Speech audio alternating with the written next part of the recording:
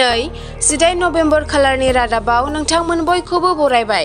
अन्नानै हादरनि रादाब चेनेलखौ लाइक आरो साबस्क्राइब खालामना हो। दानिया फैदो दिनैनि रादाबनि हेडलाइन्सआव। सेथियाव, सा सानजानि बयनिख्रुइबो गोहोगोरासिन बिग्रायारि हान्जाफोरनि गेजेराव मोनसे NSCN-आ फिन हाग्रा एबा अरनाव थांफिनगोन। हाथियारजों सोमावसारनाया फिन जागायफिनगोन। कहिमा आरो गोदान दिल्लीयाव मोनसे रोखोमनि होस्रिखावनाय जादोंमोन जेब्ला आफादनि दैदेनगिरि थुइंगालें भुइबाया बावैसो सिगां फिन हाथियार दैग्रा बिग्रायखांनाय जागायनो हुमखि होदोंमोन। नागालेन्डनि गिबि मन्थ्रि नेफ्यू रिअ'आ थासारिनि जेंनाफोरखौ मोनदांनानै मन्थ्रिफोरनि मोनसे हानजाजों गोदान दिल्ली फारसे रावना होयो। नागालेन्डनि बिग्रायारि हानजा NSCN-IM-आ थांनाय 27 बोसोरनिफ्राय दावहाखौ दोनथ'दोंमोन एबा सिजफायारआव दंमोन। बे गोलाव समनि गेजेराव आफादआ अजद दैखांदों दि 600 मेलनि अनगा गुबुन जेबो मोनाखै। बिथांमोनहा बे थिरांथाखौ अजद होनानै लादों दि मिरु सोरखारा खालि रायज्लायो आरो जेबो सुस्रांनायखौ लुबैया। बेबादि थासारिखौ नुनानै गिबि मन्थ्रि नेफ्यू रिअ'आ जेबो गोनांथि दिन्थिनायखौ नुनो मोनो। बिथाङा सनिबाराव बे आयदानि सायाव मोनसे गोनांथार केबिनेट जथुम खुंदों आरो गावनि दैदेननायाव गोदान दिल्ली थांनोबो थिरांथा लादों। मन्थ्रिफोरनि हानजाया GOM मिरु नखर मन्थ्रि अमित शाहखौ लोगो हमगोन आरो NSCN-जों गोदानै सावरायगोन आरो बे आयदानि गोख्रै सुस्रांनायनि दाबि खालामगोन। 5 नभेम्बर खालि बिग्रायारि हानजानि दैदेनगिरि भुइबाया फिन खेबसेबाव मोनसे हाथियार दैग्रा बिग्रायनायखौ हुमखि होदोंमोन। थांनाय माखासे बोसोरफोराव आफादजों मिरु सोरखारनि सावरायनाय बिखान्थियाबो थाबथानानै दं। 2014 मायथाइयाव BJP-नि गोहोआव फैनायनि उनाव 3 आगस्ट 2015 मायथाइयाव दिल्लीयाव नागा फ्रेमवर्क गोरोबथायाव जोबोद गाजा गोमजायै सागान होनाय जादोंमोन। मिरु सोरखारा गले गले रोखा खालामबाय दि मिरु सोरखारा बेफोरबादि दाबिफोरखौ गनायनाय नङा, जाय गोरोबथायाव सागान होखांनायनि उनावबो नागालेन्डनि थाखाय मोनसे आलादा फिरफिला आरो संबिजिर दाबि खालामगासिनो दं। बेयो आफादखौ रागा जोंखांहोदों। बेयो भारत सोरखारखौ 2015 मायथाइयाव सागान होजानाय नागा फ्रेमवर्कखौ मान होयिनि दाय होदों आरो मिरु सोरखारखौ बेखौ मावफुंनो गोसो गैयैनि दाय होदों। नैथियाव, मणिपुरआ आरोबाव फिन दुंहाव थासारि सोमजिदों। मोनायाव सोमावसारग्राफोरनि होंगो दोंगोआ कंग्रेस आरो BJP-जों लोगोसे गोबां राजखान्थियारि दोलोफोरनि मावख'फोरखौ सावदों आरो गंसे मबाइल टावारखौबो सावना होदों। सोमावसारगिरिफोरा जिरिबामनि सासे MLA-नि न'आवबो अर सावदों। सन्देह गोनां कुकी बिग्रायारिफोरजों मेइतेइ हारिनि सा 6 आइजोफोर आरो गथ'फोरखौ बुथारनायनि उनाव मणिपुराव थासारिया गाज्रिसिन जादों। मोनायाव सोमावसारगिरिफोरनि होंगो दोंगोआ गाहाय मन्थ्रि नरेन्द्र मदि, नखर मन्थ्रि अमित शाह, गिबि मन्थ्रि N बीरेन सिंहनि बेरेखायै स्ल'गान होनानै बिसोरनि सावगारिफोरखौ लामाफोराव दोननानै गाग्लिलांदों आरो रायजोनिफ्राय कुकी उदखारिफोरखौ होखारहरनो थाखाय मोनसे सम सिमाबो थि खालामनानै होदों। रौनिया हानजाया थासारिखौ सामलायनो गोनां फ्लेग मार्च खालामदों, नाथाय थासारिया गाज्रिसिन महर लादों। बे समावनो गोजोन गैयै मणिपुराव राजखान्थियारि दिदोमथि गैयैआबो सोमजिनायनि लामायाव। NPP-आ BJP सोरखारनि मददखौ बोखारना लाफिनबाय आरो अजद होदों दि गिबि मन्थ्रि N बीरेन सिंहआ BJP-जों खुंजानाय रायजोआव दैदेननायखौ सामलायनायाव गाज्रि रोखोमै फेलें जादों। रायजोआव NPP-नि सा 7 MLA दं। रबिबाराव BJP-नि हायुंआरि आफादगिरि JP नड्डानो लिरनाय गांसे लाइजामाव कनराड सांमाया मणिपुरनि आथिखालनि थासारिनि सायाव दुखु फोरमायदों आरो N बीरेन सिंहनि दैदेननायखौ सोंखारिदों आरो मददखौ बोखारनायनि थिरांथाखौ रायजो राजानि सिगाङाव फोसावदों। जों गोख्रोङै हमदांनो हायो दि मणिपुरनि गिबि मन्थ्रि N बीरेन सिंहनि दैदेननायाव रायजो सोरखारा दावराव दावसिखौ फोजोबनो आरो सरासनस्रा थासारिखौ लाबोफिननायाव आबुङै फेलें जादों, बिथाङा मददखौ बोखारनो लाइजामाव लिरदोंमोन।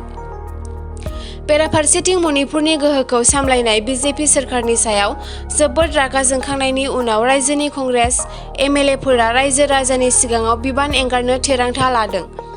थामथियाव, आसामनि गिबि मन्थ्रि डक्टर हिमन्त बिश्व शर्माया सांग्रांथि होनायनि उनावबो दि रावबो दोलो एबा आफादआ जायखिजाया फालांगियारि फसंथाननिफ्राय रां दाबि खालामनो हाया, रायजोनि माखासे दोलो आरो आफादफोरा गिबि मन्थ्रिनि गोख्रों बिथोनखौ फालियाखै। माखासे माहारियारि आफादफोरनि सायाव दा फालांगियारिफोरनिफ्राय हुमखि होनानै रां बुथुमनायनि अजद दैखांनाय जादों, जायनि जाहोनाव फालांगियारि गौथुमा माहारियारि आफादनो रां होनो हायाखैमोन। बिर लचित रौनियाफोरनि नारसिननानै रां दाबिनायनि उनाव नाहरकटियानि गासैबो फालांगियारि फसंथानफोरखौ रबिबाराव बन्द खालामनाय जादों। फालांगिफोरा गलाफोरखौ बन्द लाखिनानै लाचित रौनिया हानजा आफादनि अनागारि खालामनायनि बेरेखायै लामायाव मोनसे हानजा सुरनाय हाबाफारि लादोंमोन। फालांगियारिफोरा अजद होदोंमोन दि थांनाय 1 दाननिफ्रायनो वीर लाचित सेनानि नाहरकटिया ओनसोलारि आफादआ गोबां बिबांनि रां दाबि खालामगासिनो दं आरो दुलियाजानाव मोनसे हाबाफारि खुंनायनि थाखाय फिसा कम्पानिफोर आरो फालांगियारि न'फोरखौ हुमखि होगासिनो दं, जायनि नोजोर होनानै फालांगियारिफोरा नाहरकटियायाव गावसोरनि फालांगिखौ सालायनायाव गोब्राब मोनगासिनो दं। मख'नो गोनांदि वीर लाचित सेना आसामा डिब्रुगड़ जिल्ला कमिटिनि दैदेननायाव आरो दुलियाजान ओनसोलारि आफादनि आलासि सिबिनायाव आरो दुलियाजाननि सुबुंफोरनि हेफाजाबाव 24 नबेम्बराव सेन्ट्रेल लाचित सानखौ खुंनो थांगासिनो दं। बेनि उनाव लाचित दिवसनि मुङाव नाहरकटियायाव लाचित रौनियानि मोनसे बाहागोखौ फालांगियारिफोरखौ हुमखि होनायनि अजद होनाय जादों। बिथांमोनहा फालांगियारिफोरनिफ्राय 5,000 रांनिफ्राय 50,000 रांसिम दाबि खालामदोंमोन आरो रांखौ होनो हायाब्ला लाचित सेना हौवासाफोरखौ फालांगिखौ होनांगोन होनना हुमखि होदोंमोन। बेफोर हुमखिखौ मोननानै नाहरकटियानि फालांगियारिफोरा रबिबाराव गलाफोरखौ बन्द खालामदोंमोन आरो लाचित रौनियाफोरनि बे अनागारि बेरेखायै लामायाव ओंखारबोदोंमोन। नाहरकटियानि फालांगियारिफोरा नाहरकटियानि धर्मशालायाव मोनसे मेल खुंदोंमोन आरो दानिफ्राय नाहरकटियानि बायजोआव खुंजानाय जायखिजाया हाबाफारियाव बिहोमा होयैनि थिरांथा लादों। फालांगियारिफोरा नाहरकटिया सोहोरनि गेजेरजों मोनसे हानजा सुरनाय दिहुनदोंमोन आरो नाहरकटिया पुलिस थानायाव थांनानै वीर लाचित आफाद रौनियाफोरनि अनागारि आरो सिगिनायनि सोमोन्दै नांगौबादि राहा लानो थाखाय जायगायारि पुलिसनि गेजेरजों नाहरकटियानि कमिशनार पुलिस सामलायगिरि लेङाइ पुलिस सामलायगिरि सार्कोल अफिसारनो गांसे गोसोखां बिलाइबो दैथायहरदोंमोन। ब्रैथियाव आखायाव 2 गथ'फोर फाफ्लियाव थफ्ला लानानै मागिग्रानि खसाब गाननानै गामियाव मागिबायनायखौ नुयोब्ला सांग्रां जानायनि गोनांथि जाबाय, मानोना बेफोरबायदि मागिबायग्राया खाबु लानानै सना रां लुथिबायग्राबो जानो हागौ। रबिबारनि सानाव बिदिनो मागिबायग्राया सना रां खावनानै हमजादों सोनाब बेंगलनि साहा 24 परगनानि हाबरायाव। जोबनायाव ओनसोलनि थागिरिफोरा बिसोरखौ पुलिसनो गथायना होयो। पुलिस आरो जायगानि सुलुंनि बायदिब्ला हाब्रानि बावगासि फारुइपारा ओनसोलनि थागिबिफोरा 2 सेंग्राखौ 2 गथ'फोरखौ आखायाव आरो फाफ्लियाव थफ्ला लानानै लामायाव खारनाय नुदोंमोन। बिसोरनि उनथिं आइजोफोरनि मोनसे हानजाया सिखाव सिखाव होनना होस्रिखावना बिसोरखौ होसोगासिनो दंमोन। एसे गोजान खारनायनि उनाव जायगानि सुबुंफोरा 2 सेंग्राफोरखौ हमनो हादों। सेंग्राया खुगा खेवनाय लोगो लोगोनो जरासे सनानि खेरा बोखांनो हायो। बिनि उनाव बिसोरो मागिग्राफोरनि फाफ्लिनिफ्राय थफ्लाफोरखौ बोखारनानै नागिरनायखौ जागायो। मागिग्राफोरनिफ्राय 500 रांनि नटनि 2 बन्डल, 2 आखाइनि घड़ी, 1 सनानि माला आरो गोबां रुपानि आस्थाम मोननाय जादों। खौरां मोननानै हाब्रा पुलिस थानानि पुलिसआ जाथाय जायगायाव सहैयो आरो 2 सेंग्राखौ मागिबायग्रा सेंग्राफोरखौ खायो आरो बिसोरखौ पुलिस थानासिम लाना थाङो। नांग्ला फारुइपारायाव थाग्रा सासे नखर बेंगिरि आशा सरदारआ बुंदोंमोन दि बंजारा सेंग्राफोरा 2 गथ'फोरखौ आखायाव लानानै खावनो थाखाय नसुंसेयाव फैदोंमोन। जोंनि गेजेराव गोबाङानो बिसोरनो मोजां फोथायथिजों बिखा होदोंमोन, नाथाय बिखा मागिनायनि उनाव बिसोर न' खावगासिनो दंमोन। जों बिसोरखौ दिनै हमबाय, उनाव पुलिसनो गथायना होबाय।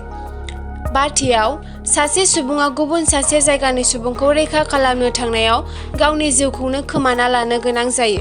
जाथायनि बायदिब्ला डिनजन घाटनिफ्राय दुधियसिम थांबाय थानाय नावआ मोनसे दंफाङाव नांनानै हरखाब गबयो।